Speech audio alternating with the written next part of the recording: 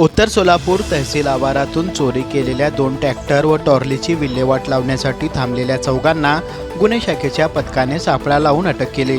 त्यांच्याकडून 9,95,000 रुपये किमतीचा मुद्देमाल जप्त करण्यात आला आहे।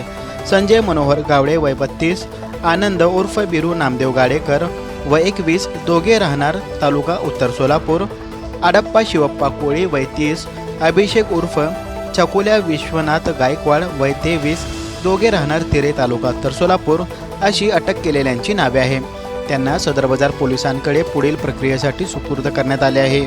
जुलै 2023 मध्ये महसूल विभागाने अवैध वाळूची वाहतूक करणारे 2 ट्रॅक्टरसह टार्ली जप्त करून उत्तर सोलापूर तहसीलच्या आवारात ठेवलेले होते। नमूद चोरट्यांनी दोन्ही वाहने चोरून नेले होते।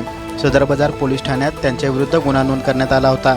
या गुन्ह्याच्या अनुषंगाने गुन्हे शाखेचे फौजदार अल्फाज शेख आणि त्यांचे पथक शोध घेत होते। खबऱ्याकडून मिळालेल्या टीपनुसार CNX ते जुना पुणा नाका बायपास रोडवरील मैदानात ट्रॅक्टरची विल्हेवाट लावण्यासाठी थांबलेल्या चौघांना सापळा लावून अटक करण्यात आली।